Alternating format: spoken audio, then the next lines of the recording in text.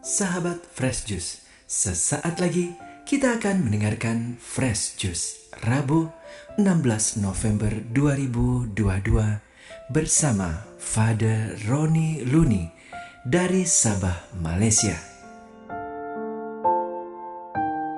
Sebelum kita mendengarkan renungan, ada kabar gembira untuk kita semua. Kami akan mengadakan kembali ulang tahun Fresh Juice yang ke-10 di hari Jumat 25 November 2022 di Swiss Bell Hotel Rainforest, Kuta, Bali bersama para pengisi Fresh Juice antara lain Romo Yandi Buntoro CDD, Romo John Laba SDB, Romo Revi Tanot, Romo Albertus Joni SCJ, Romo Siprianus Tukan SSCC, Romo Iwan Karwayu, Pasutri Yofi Natasa dan Joshua, Johan Eng, Ibu Linda Wahyudi, Feice Novi, dan pewarta OMK Gregory Tan Kik Endi Heroes 2022, Alan Kewas, admin Fresh Juice Yudi, Rita, dan Hana.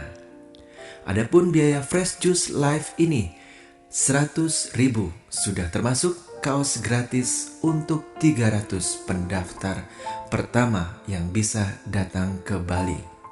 Terima kasih atas sumbangan dari Human Greatness untuk kaos ini. Door prize utama untuk Fresh Juice Live ini, blender juice, rice cooker, 2 HP, dan syarah gratis ke Holy Land dari Holy Global Tour bersama Fresh Juice di tahun 2023.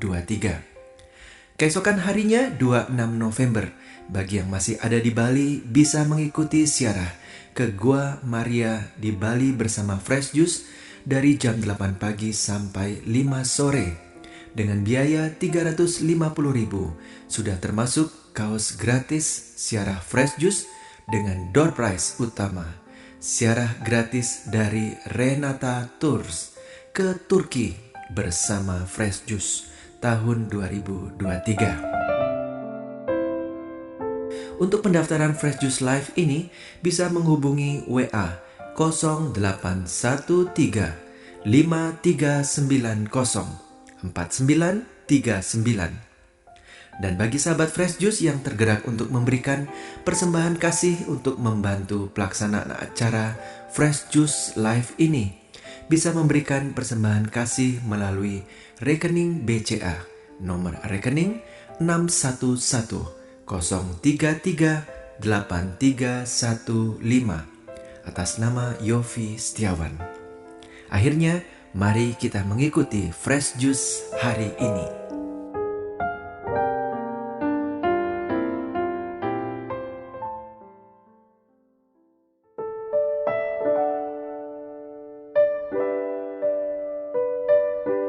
Selamat sejahtera dan salam damai Kristus kepada semua pendengar setia Fresh Juice.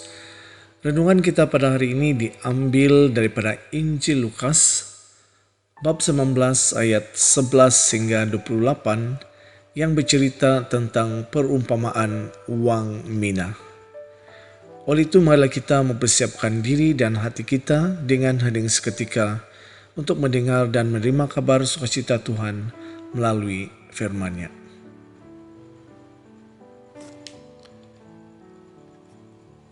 Untuk mereka yang mendengarkan Dia di situ, Yesus melanjutkan perkataannya dengan satu perumpamaan. Sebab Ia sudah dekat Yerusalem dan mereka menyangka bahwa kerajaan Allah akan segera kelihatan. Maka Ia berkata, ada seorang bangsawan berangkat ke sebuah negeri yang jauh untuk dinobatkan menjadi raja di situ, dan setelah itu baru kembali.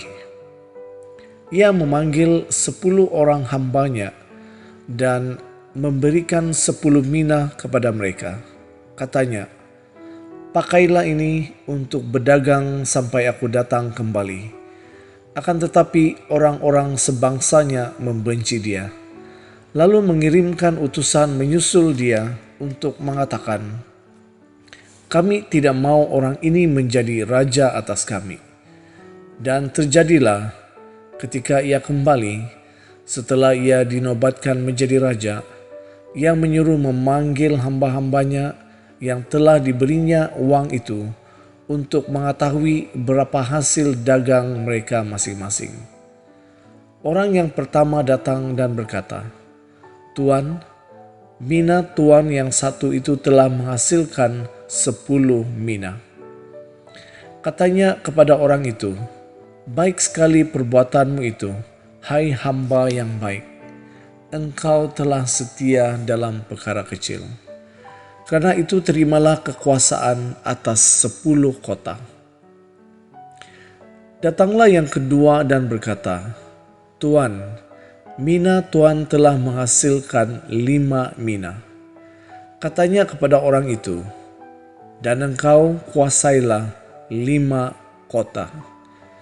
Dan hamba yang ketiga datang dan berkata, "Tuan, inilah mina tuan. Aku telah menyimpannya dalam sapu tangan, sebab aku takut akan tuan, karena tuan adalah manusia yang keras. Tuan mengambil apa yang tidak pernah tuan taruh, dan tuan menuai apa yang tidak tuan tabur." Katanya kepada orang itu, "Hai hamba yang jahat, aku akan menghakimi engkau menurut perkataanmu sendiri. Engkau sudah tahu bahwa aku adalah orang yang keras, yang mengambil apa yang tidak pernah aku taruh dan menuai apa yang tidak aku tabur.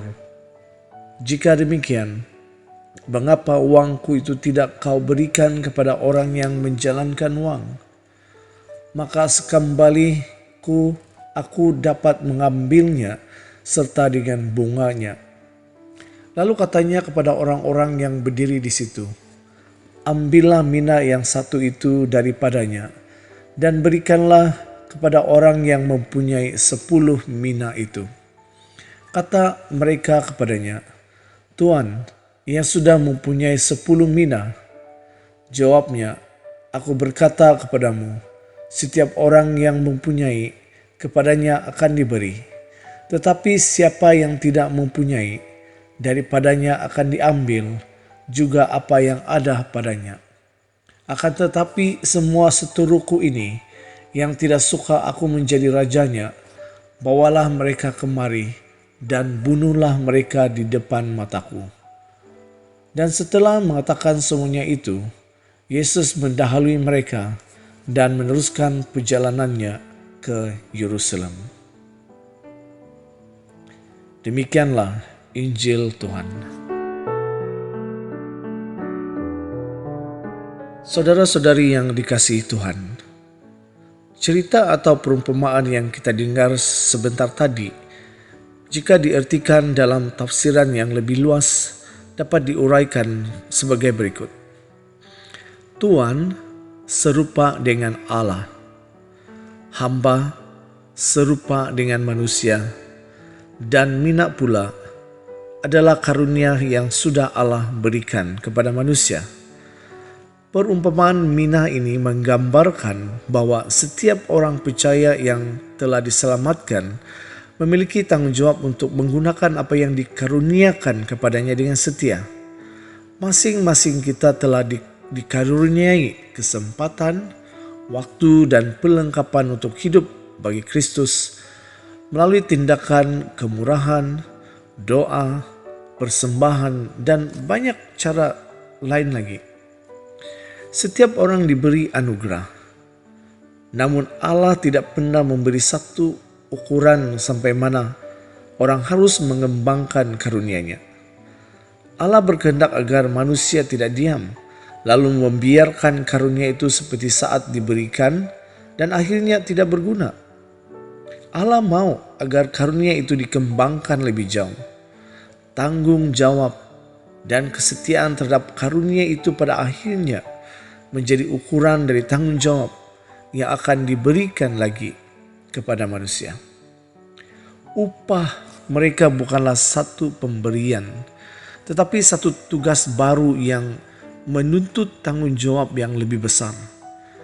Mereka yang mengembangkan dengan baik karunia yang Allah berikan, kepadanya akan diberikan juga tanggung jawab yang lebih besar. Mereka yang kurang bertekun dan menghasilkan lebih sedikit, kepada mereka akan juga diberikan tugas dan tanggung jawab, namun dengan skala yang lebih kecil. Mereka yang tidak melakukan apa-apa, karunia itu akan diambil dari mereka dan diberikan kepada orang lain yang mahu berusaha dengan setia dan bertanggung jawab untuk menghasilkan sesuatu yang berlimpah.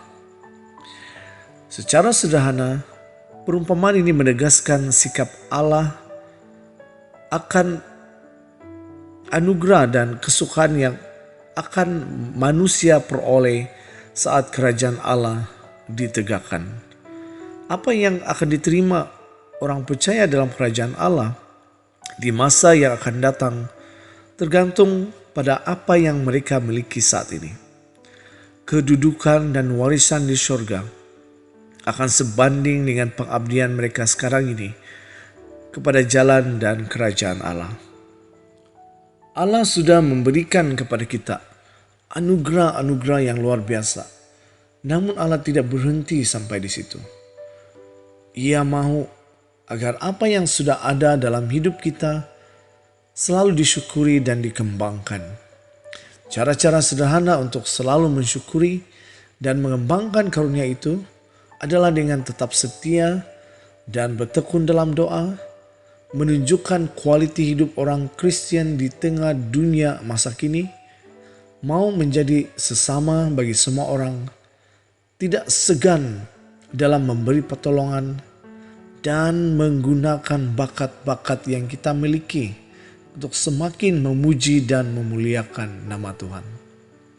Mari kita bersyukur dan mengembangkan bakat yang sudah Allah berikan dalam hidup kita. Sekian saja renungan hari ini. Semoga kita berjumpa lagi di siri renungan yang selanjutnya. Tuhan memberkati dan salam Fresh Juice dari Sabah, Malaysia. Sahabat Fresh Juice, kita baru saja mendengarkan Fresh Juice Rabu 16 November 2022. Saya Yofi Setiawan beserta segenap tim Fresh Juice mengucapkan terima kasih kepada Father Roni Luni untuk renungannya pada hari ini. Sampai berjumpa kembali dalam Fresh Juice edisi selanjutnya.